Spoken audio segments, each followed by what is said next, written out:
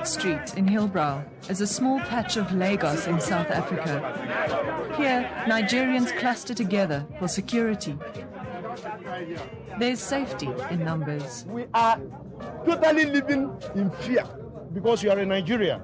They have to fuck you up in any way they like. The way they treat Nigerians in South Africa, particularly Nigerians, is tear-sharing. Police brutality here is what we are suffering most. Please, we need protection. If they don't want us in their country, they should tell us to go.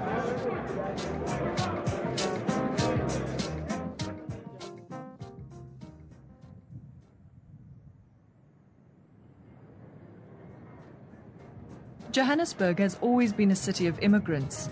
Like the European gold diggers who flocked to the mines a century ago, the first stop for most African immigrants is the inner city.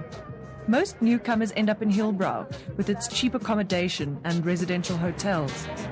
To most Nigerian immigrants, South Africa is a land of opportunity, both legitimate and illegitimate. Back home, the system is bad because there is no job opportunity. So what are we going to do? We have to leave home to look for greener pastures. And that is why we came to South Africa. Nigerian asylum seekers in South Africa, and even those who are married to South African women, are prohibited from working. If they should create jobs for the foreigners, casual jobs, where foreigners could be working, you'll be earning your living. If you're earning your living from there, there's a lot of us who are involved in a lot of crimes in this country just because they don't have nothing to do. There's an estimated 7,000 to 10,000 Nigerians in South Africa, a small community that's earned quite a reputation. Hillbrow are dirty because of Nigerians. They think they own the world or they own the country or something. They're selling drugs to our brothers and they're promoting crime. They must go home. We don't want them here. These foreigners, In 1999, the authorities embarked on Operation Crackdown, aimed at combating organized and violent crime. Hillbrow, as a crime hotspot, was the main target of cleanup operations. In a huge show of force, cordon, search and seizure operations were launched against the vice dens of Hillbrow. The army and police targeted residential hotels where Nigerians stayed. Thousands of illegal immigrants were arrested and deported. I'm tired now because the Nigerians don't do anything to us. If they don't want to lock them up, they take money and they must say, give me 50 rand first. They will tell you to lie down. Even though you are wearing your jacket, even though you are wearing white, they will tell you to lie down in the water. The immigration officer told him to take me outside to bring my wife because my wife is working. She's working. She came to see me after applying for a resident permit. I believe the South African police are very good, but some of them are corrupt. Some of the police are corrupt. They took bribe in front of me. I think if the problem was as big as what they say, there would be anarchy in the street, and there's not. In November last year, a Nigerian national, Dominique Onwagazi, collapsed and died in front of the Hillbrow police station. Within hours, Nigerians converged on the police station to protest his death. They believed that the police killed him. The cops saw him with some money, bundle of money, so they were targeting of a way of getting the money, extorting the money from him. He was planning going back home to see the parents. He was killed in cold blood. The police said that the guy was addicted to drugs and slumped and died. But we know the truth. They brutally beat him up. Even he couldn't even walk because they hit him in his private area and one of his balls burst. But the time they checked at him, he was already dead. We are investigating the matter. The post-mortem report is not conclusive. It cannot indicate a cause of death as yet. There was a lot of anger amongst the community because he was quite a popular person, a high-profile person amongst them, and so the Nigerian community was angered. In July last year, Nigerians were on the march again, this time on the Krugersdorp police station. A Nigerian was murdered in the Lindela detention center. Because he was buried on the same day, Nigerians suspected a cover-up and demanded that the body be exhumed. It was, and it was flown home for burial. An investigation into that case is also still underway. What makes me angry? I've sent home over 120 dead Nigerians. I'm angry. Some died as a result of xenophobia, brutality from the police. People, the street kids, street robbers, South Africans, Zimbabweans, Mozambicans, stabbing and shooting them to death. I mean, people came in here to better their lot. It is not to be sent home in a coffin. You know, that makes me angry. I've seen them in the mortuaries. I go identify them, they pull them out from the morgue, and I see a dead man. I mean, I should be angry. Austin Okeke is a 35-year-old law student at Rao University. He's the self-proclaimed leader of the Nigerian community. He fled to South Africa in 1994 when Sani Abacha's military regime took power in Nigeria. I came into South Africa because I was running for my dear life. There was political crisis in Nigeria. The military were there brutalizing people. Abacha's men were looking for people seeking for democracy in Nigeria. And I had to flee for my dear life. I went through Ghana, from Swaziland to South Africa. I came into South Africa as an asylum seeker, means illegally. And I sought for asylum and it was granted. There are more than 250 ethnic groups in Nigeria. The majority of Nigerians on the streets of Hillbrow are from one tribe, the Igbos. In 1967, they tried to form an independent state in Nigeria called Biafra, an uprising that was brutally put down in the 3-year war. You really need a lot of input, a lot of financial input to make that happen at we a are quite population level. Callous, quite merciless.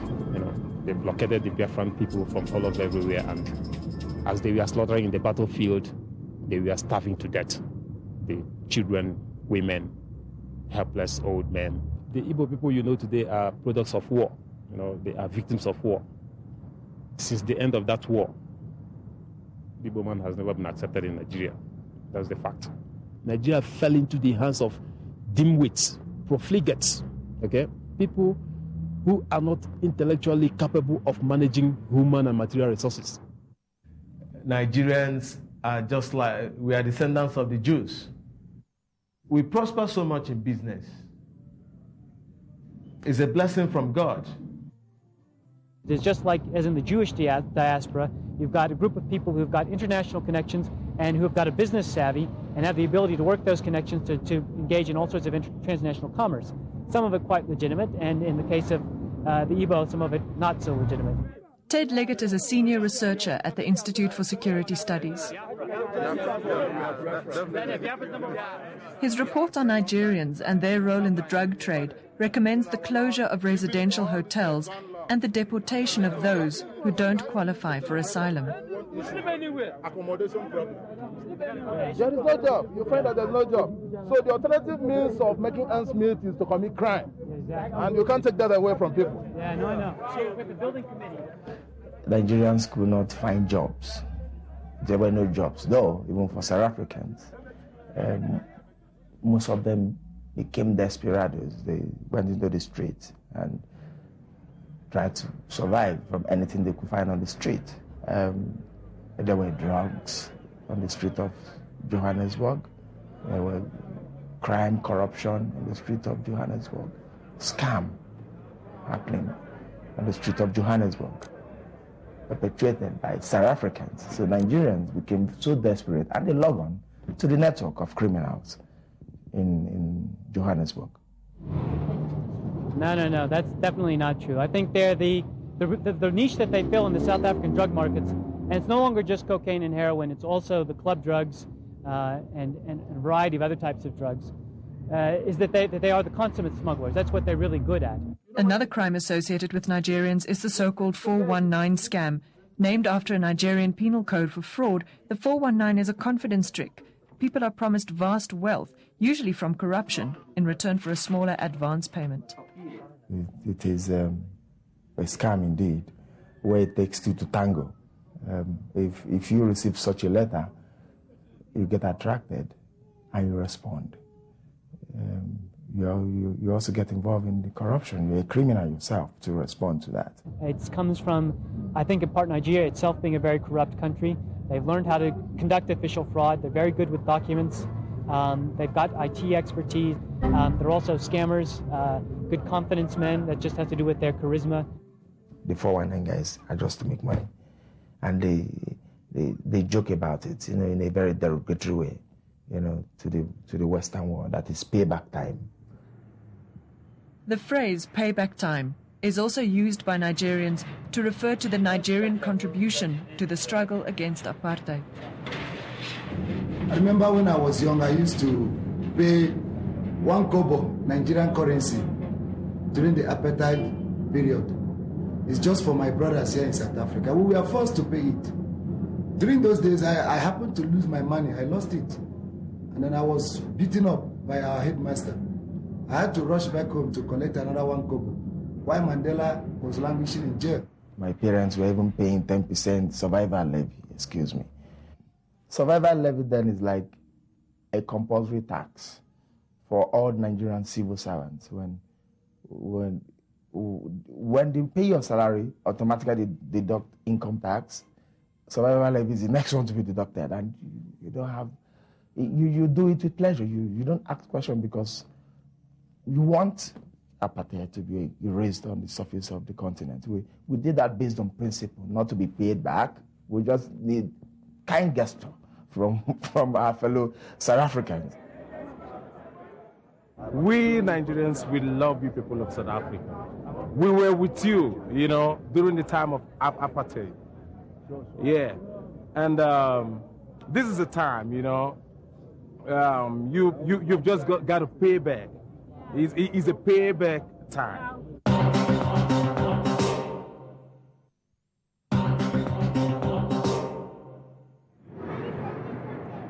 Despite their participation in the anti-apartheid struggle, South Africans have mixed feelings about Nigerians. If my children can fall on the trap, whatever it is, you'll find massacre one day, I'm telling you. Those guys are clever. Believe me, they are very clever.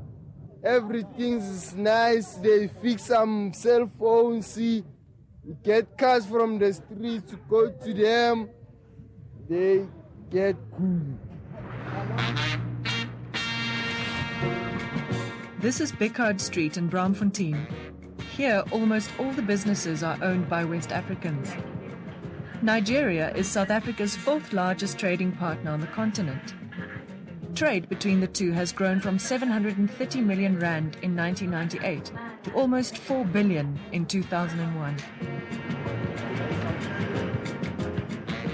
The stereotype that paints all Nigerians as dishonest affects professionals like Godfrey Ezugu, a salesman seeking opportunities in Johannesburg. A South African is afraid of going into business with a Nigerian. Why is it so? Because he believes an average Nigerian is a crook. As a lawyer, I come to this country and people tell me that am I a drug dealer? Because I'm Nigerian, I must be doing drugs or 419. That is very, very frustrating and it creates anxiety. DJ Waxy works at a youth radio station in Johannesburg. As a foreigner in South Africa, it's very tough, especially a Nigerian in South Africa. Even me, with the name I've got in South Africa, I still go around with my passport, which is right here in my pocket. Because if I don't have this, they can stop me and harass me on the way. I don't see any reason why I should be staying in Africa and I have to go around with my passport. Then where am I going to be free? There are a lot of Nigerian graduates here because they don't know what to do. So they will survive in one means or the other. A hungry man is an angry man.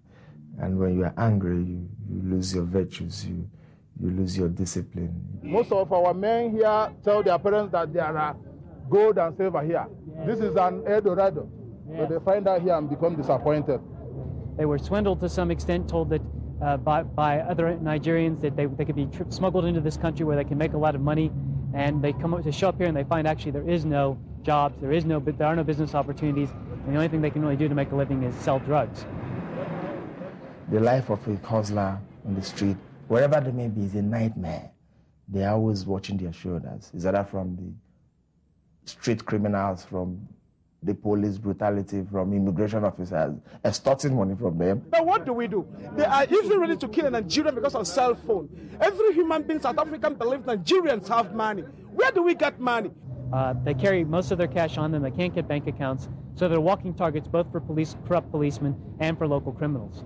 That's why I think if you look at Hillbrow's crime statistics, their biggest crime problem is not drug crimes or prostitution, it's actually robberies. Look at, I was stabbed. This is about a month. I was stabbed because they won't take my cell phone and my money. You see, when you suffer to go all this money, after the police will come, they say it's Nigerians are doing the crime, all these things. But it's a lie. We did a survey here recently, and we found that the Nigerians were the single group most likely to be robbed. We are their best clients. We are their best clients.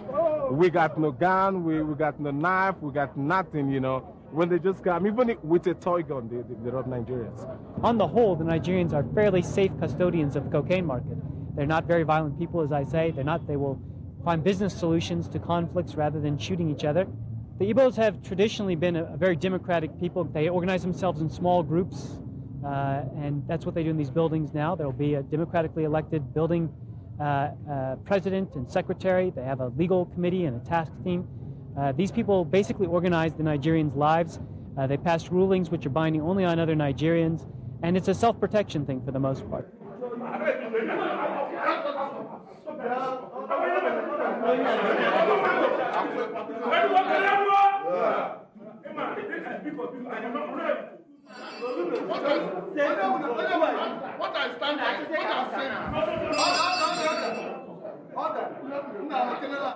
The association, Nigeria association that I'm running, we solve our problems, and anybody walking into the meeting has come for a common purpose, the welfare of Nigerians. They are not coming with a tag or a stamp on their face. This is a Nigerian criminal, this is a 419, this is a drug guy. I'm only saying people coming for a particular purpose, welfare of Nigerians. The Nigerian community is well organized. The Cape Agulhas Association operates out of Court Street. It's a Section 21 company that protects the interests of Nigerians in the area. Like here in Hilton Plaza, if any Nigerian should fight with a fellow brother, is going to pay a fine of 200 rands. No exception, nothing. You must have to pay the fine for fighting, because we are trying to project a kind of image, here in South Africa that will show the people in South Africa that we are well-respected people. And the Igbos are Catholics traditionally. If you show up at the cathedral here in Hillbrow, you'll find the front pews occupied by guys in gold chains who probably are dealing drugs or getting involved in other sorts of shady activities in the afternoon.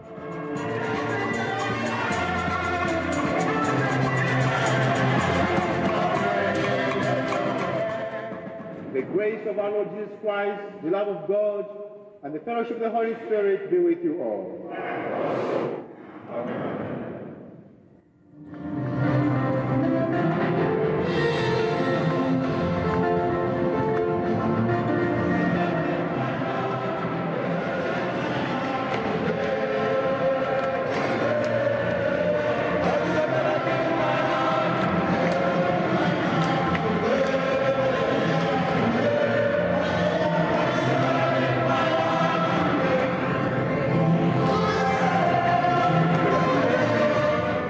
Back on the streets, the relationship between foreign nationals and the police has reached a low point. Nigerians accuse elements in the police of feeding on them.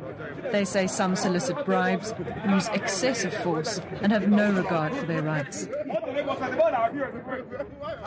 ATM is a common slang amongst the South African police.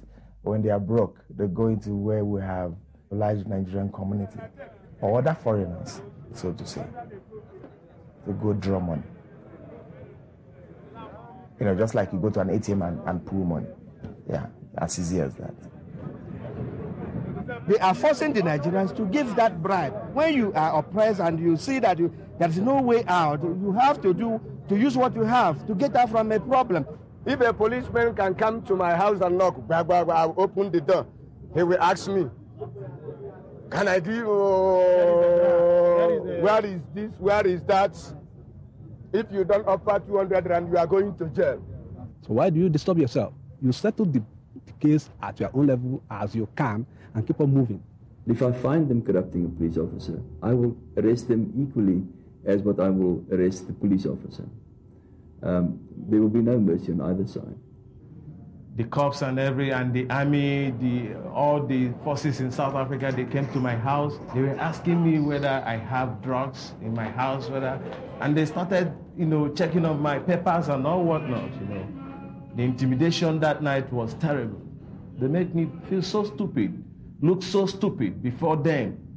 We've detected that there's a problem in terms of Hillbrow, such as bribery, assaulting foreign nationals, also just arresting foreign nationals because asking them for the passport, and if they don't have a passport, arresting them, not investigating their cases properly. Let the police scrutinize each and every case that comes their way and allow justice to take its course. Immigration men arrested me. I just cancelled it, condemned the passport. It took me to Lindela. I spent 1 week there before they leave me. I paid 1,000 rands before they leave me from Lindela. Chike Fane is a basketball player, model and actor. My papers. That was the same question a white policeman asked me 2 months ago. And when he said, show me your papers, I was so angry because I was in African continent and I showed him my tattoo, you understand? And I showed him, and I said I'm from Africa, and nobody have to ask me for my papers just like that because I'm black. Or you have your 1 year stay. They will come here and then they will destroy the 1 year, telling you that you have no right to get it. And we are married here with their sisters. We have children. Since I've been here for 9 years now, I've got my ID, I've got my permit. I'm married to a Zulu woman. I can speak Zulu.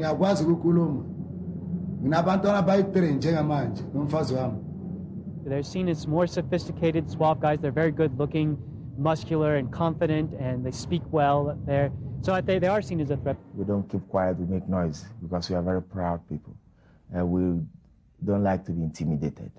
I think the hotels definitely need to be taken and shut down. As I say, the residential hotels are essential to the drug operation. Everybody run. Everybody scatter. In late November 2001, the Mimosa Hotel was raided again.